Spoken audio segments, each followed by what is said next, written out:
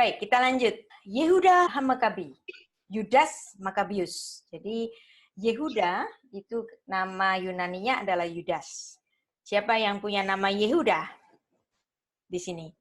Yuda Kristian. Nah, ada Pak Yuda Kristian.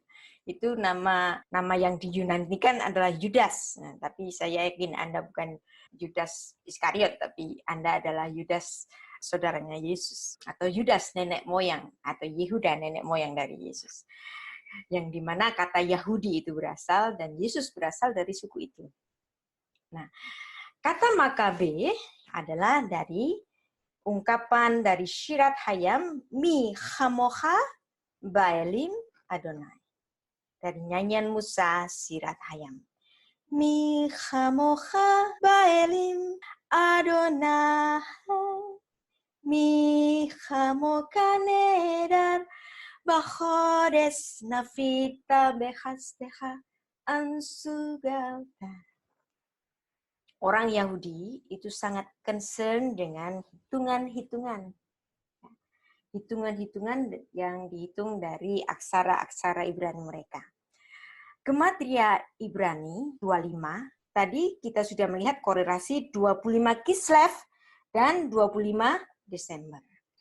Dan ilmu gematria ini adalah jenis studi numerologi, ilmu menghitung, ilmu angka, dengan keyakinan bahwa kata-kata atau frasa-frasa Ibrani itu bernilai sama dan memiliki hubungan makna. Kadang gematria itu dianggap satu kebetulan, tetapi selalu menarik untuk disimak.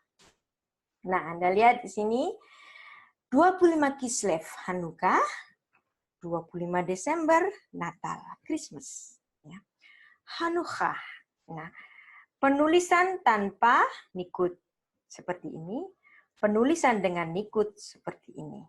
Kita akan penggal seperti ini, tulisan yang tanpa nikut ini. Hanu, terus kemudian kaf, he. Nah, kata hanu artinya adalah they rested atau let them rest.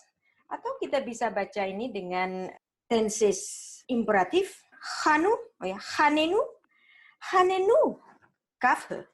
Ya. Hanu, kafhe, hanenu, kafhe. Jadi seperti haleluya. Haleluya, itu apa artinya? Hei kalian, pujilah, ya. Pujilah, Yudheva. Ya. Terus hanenu, ha. Ya.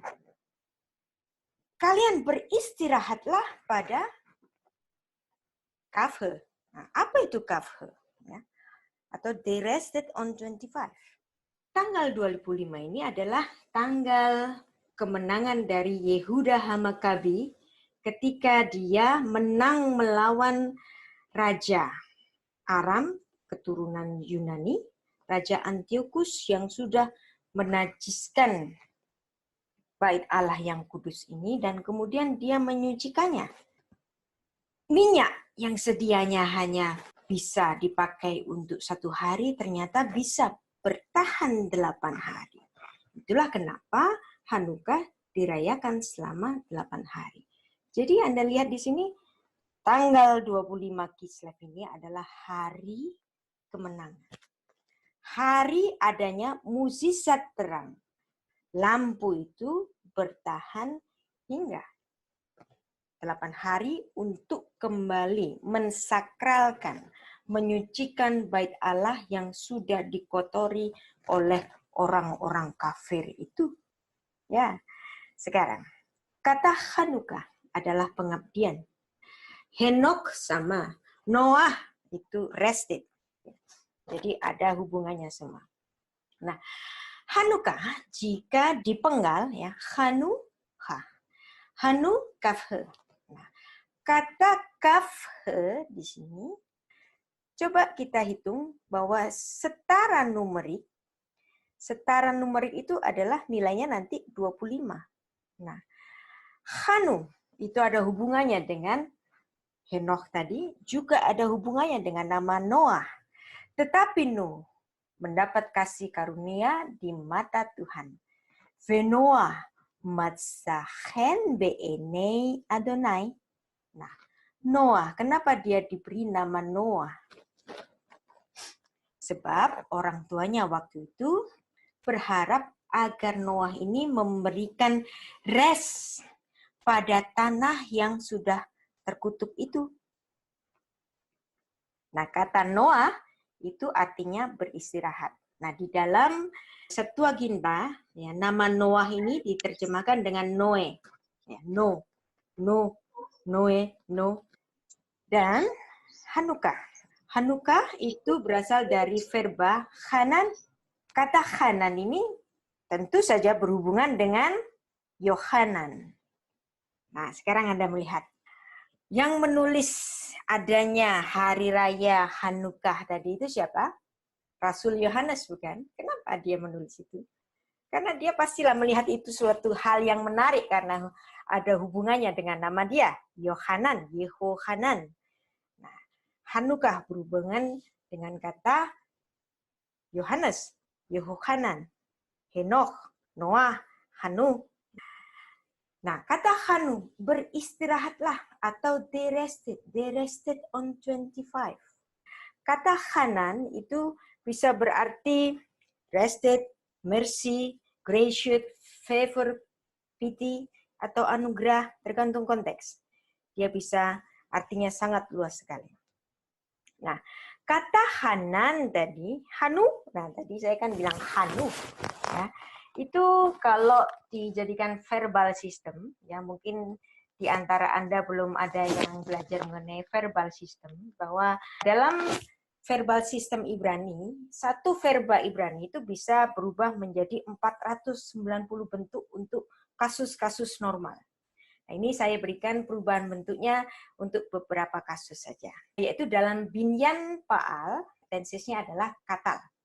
Dari kata Hanan itu verb, itu bisa berubah menjadi Hananti.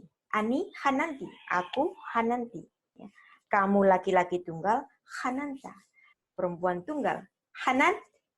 Dan kemudian Hu Hanan. Nah, ini masuk ke soresnya. Kalau untuk perempuan, Hi Han Ah. Nah, sekarang kita masuk ke plural. Anahnu Hananu. Atem Hananten. Aten Hananten. Hem vehen, ya, hem dan hen mereka. Hanu. Nah, bukankah kata Hanu ini tadi ada di sini? Penggalan dari Hanukkah. Jadi, betullah kalau ini kita katakan Hanu. They rested. They rested on Kaf He. Luar biasa ya. Nah, ini adalah bentuk yiktolnya. Tidak saya baca karena tidak ada hubungannya dengan bahasan kita. Tetapi yang penting kita mengetahui bahwa dalam verba Ibrani itu bisa berubah-ubah.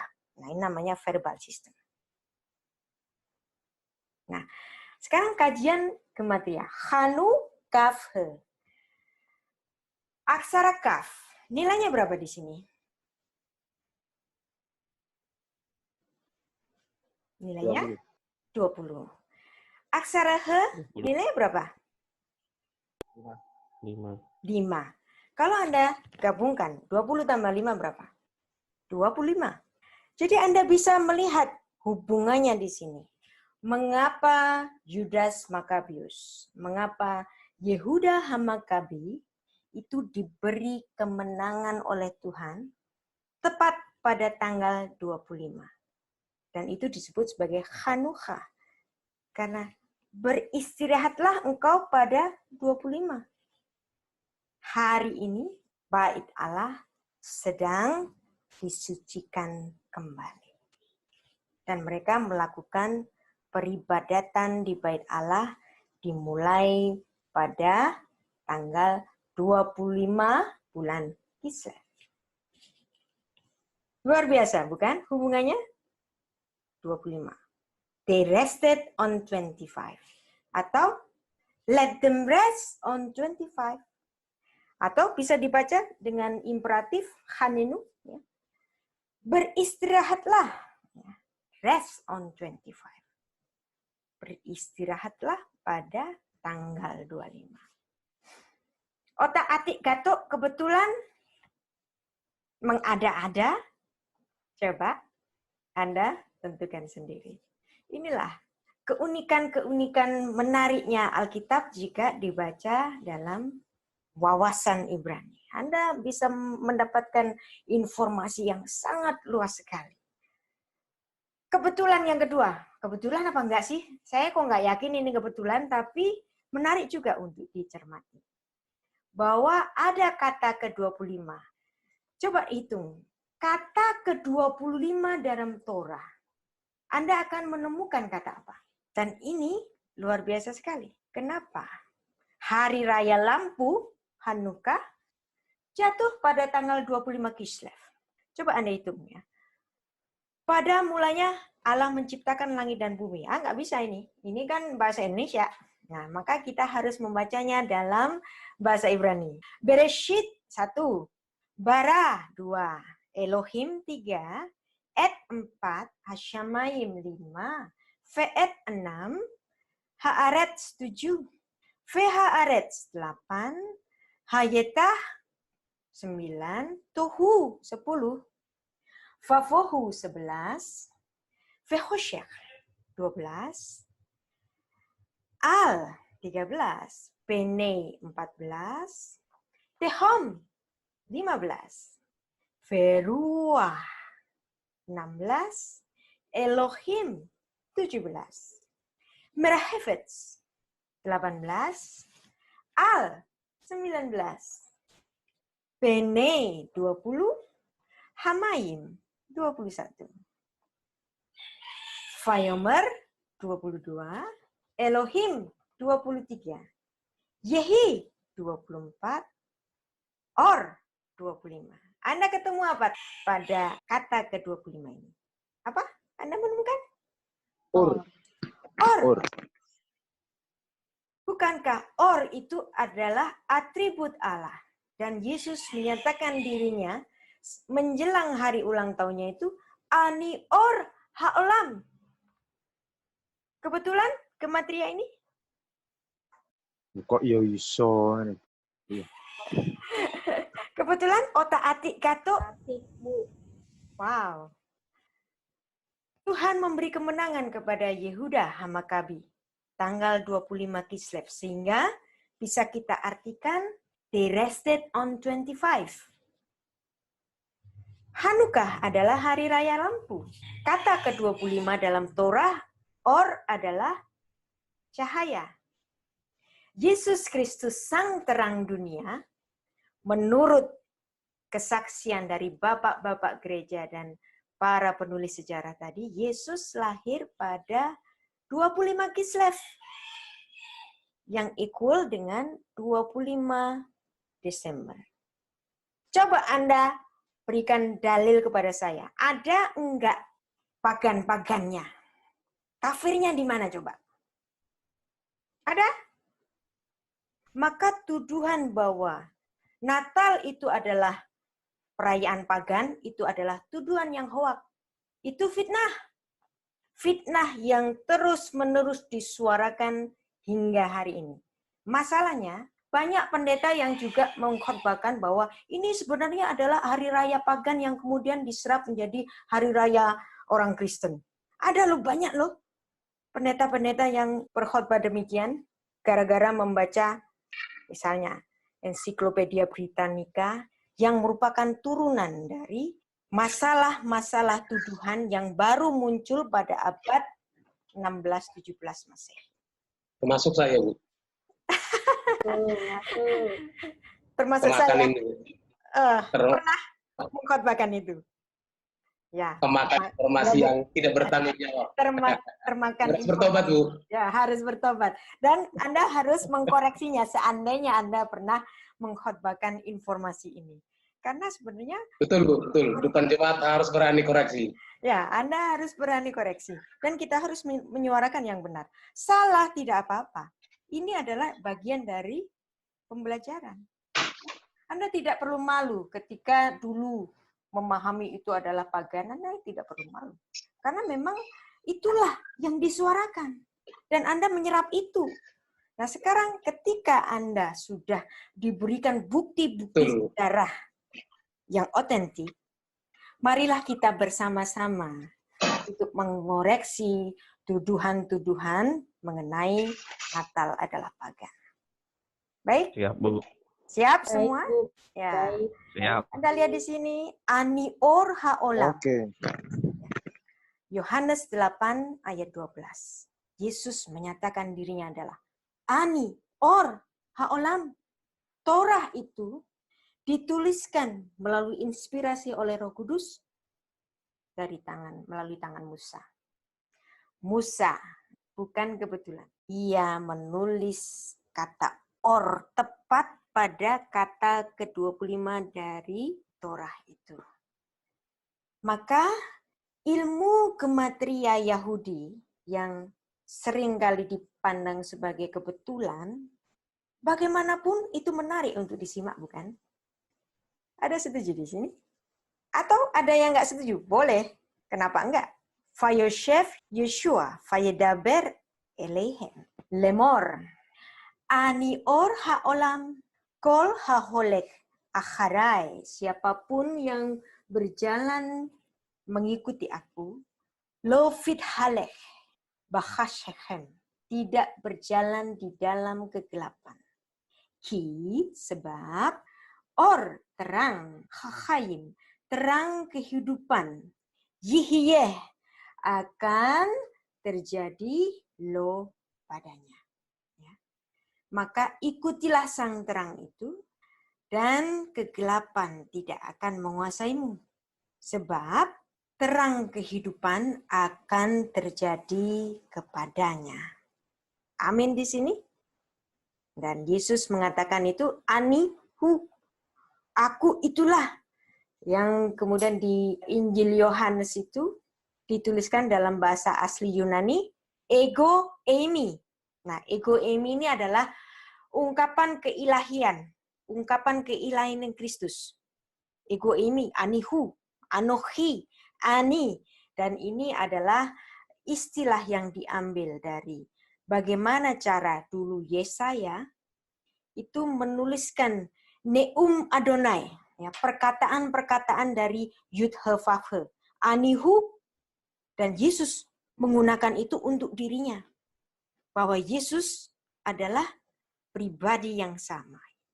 Yang diceritakan oleh Yesaya waktu itu, ya, kemudian dia inkarnasi ke bumi, dia bicara keilahian Anihu, ego eimi. Kenapa ego eimi ini digunakan oleh Rasul Yohanes? Karena itulah ketika para rabi Yahudi menerjemahkan Anihu ke dalam bahasa Yunani pada penerjemahan Septuaginta. Oke? Paham semua di sini? Dan ya, Anda lihat di sini, kita akan bicara mengenai Shekinah. Ya. Kata Shekinah itu juga hanya ada di kitab Yohanes. Maka boleh kita bilang, ya, mana buku saya nih? Kan kasusnya Maria, Kasusnya Maria kenapa? waktu Maria dijumpai oleh malaikat Gabriel, mengandung dari Roh Kudus. Dalam keadaan status dia masih Perawan. single, Bu. Ya. Masih perawan. Dan dalam kasusnya orang Yahudi kan menjadi masalah. Ya. Bu, sebenarnya. Ya, yang masalah tadi perajaman. Ya, masalah perajaman. Hukumannya kan hukuman rajam, Bu. Dan betul. Taurat itu kan juga Tuhan yang memberikan. Iya, betul. Maksud saya begini, Bu. Ini Bagaimana seperti dia? Tuhan menjebak Maria sebenarnya. Iya. Seperti menjebak loh, Bu. Karena konsekuensinya kan sangat berat itu, Bu. Ya, makanya ya tadi kita baca, malaikat itu mengatakan bagaimana? Maria suruh kemana? Maria disuruh kemana? Menemui itunya. Menemui sepupunya. Menemui sanaknya itu Elizabeth. Berarti dia disuruh apa? Disuruh pergi. Kalau dia disuruh pergi, Dia ada di lingkungannya yang sebelumnya nggak? Enggak. Jadi dia ada yang melindungi siapa? Elizabeth. Elizabeth, istri dari imam besar. Imam Zakaria. Iya. Nah, pada saat itu Yusuf pun juga hendak menceraikannya, bukan? Tetapi malaikat Gabriel juga mengatakan jangan kau ceraikan dia karena bayi yang di kandungannya itu adalah Roh Kudus. Itulah pentingnya. Jadi Tuhan itu sebelum kita itu ketakutan, dia itu sudah mempersiapkan gitu. Datang.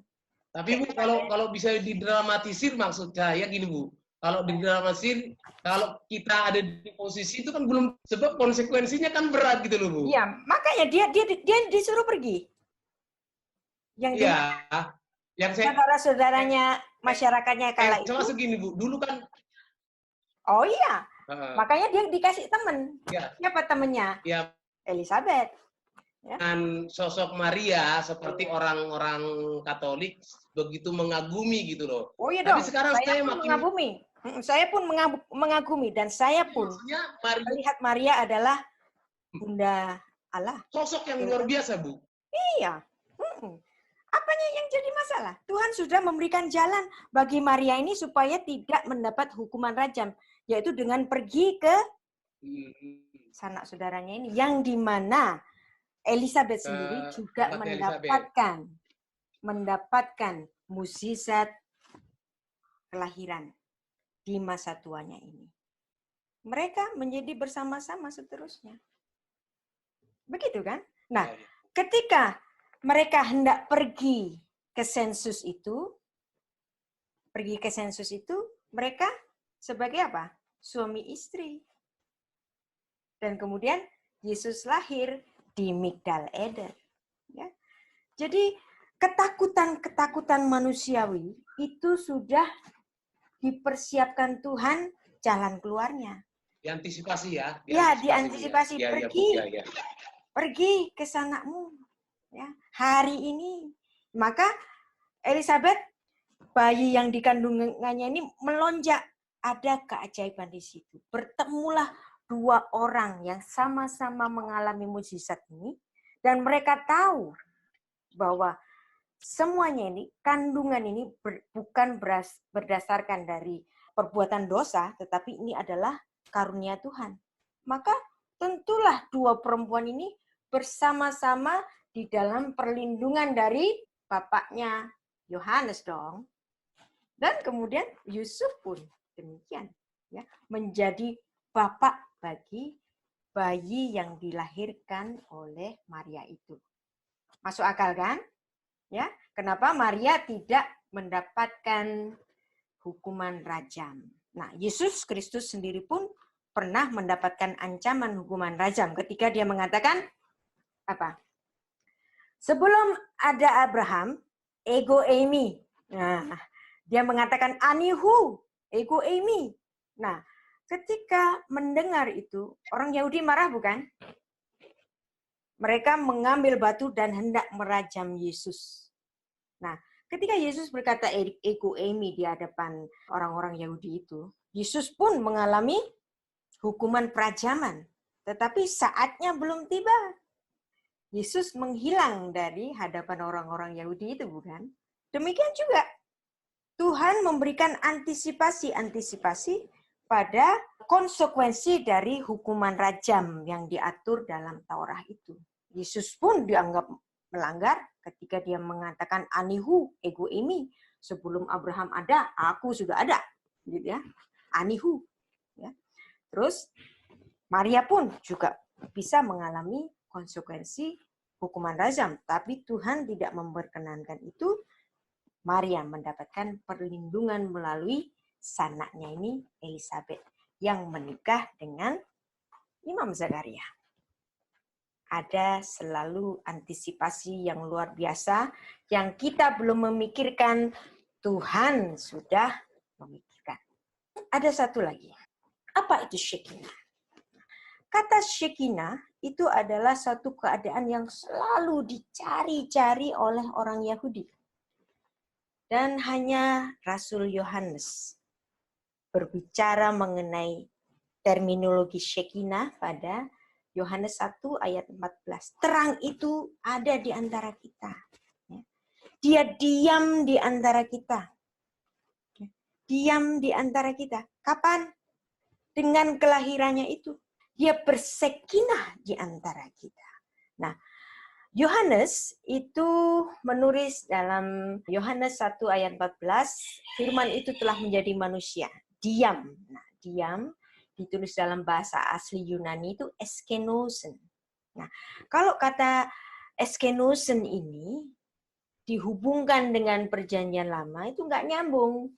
Di mana ada kata eskenosen, maka haruslah dicari apa yang menjadi dasar dari eskenosen. Ternyata skeno. Nah, skeno itu menurut terjemahan Septuaginta itu equal dengan kata syakhan.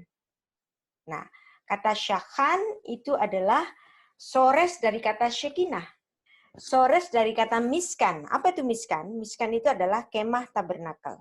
Nah, shekinah itu adalah Tuhan yang bertabernakel, Tuhan yang berkemah, dan keadaan itu yang dinanti-nanti oleh orang Yahudi. Anda bisa bayangkan di sini. Yesus ya menjadi manusia. Dia berkemah di antara kita. Nah, terhadap pemahaman ini kita harus berterima kasih banyak dengan seorang yang luar biasa, seorang yang bernama Elias Hatter pada abad 16. Dia menerjemahkan naskah Yunani ini ke dalam bahasa Ibrani. Dan dia tidak asal menerjemahkan, tetapi dia betul-betul meneliti satu persatu kata yang dipakai oleh para rabi ketika menerjemahkan Alkitab Perjanjian Lama ke dalam bahasa Yunani, ya misalnya kata syakhan, para rabi menggunakan kata skeno. Shekinah itu berhubungan dengan kata eskenosen, skeno ini. Nah, kemudian pada penerjemahan Alkitab bahasa Ibrani, Anda akan menemukan satu kata yang memiliki sores yang sama, syakhan ini. Shin, kaf, nun. Shekinah, miskan, semua adalah memiliki sores yang sama. Dan itu ada di Yohanes 1 ayat 14. Dengan bantuan dari karya Elias Hatter ini,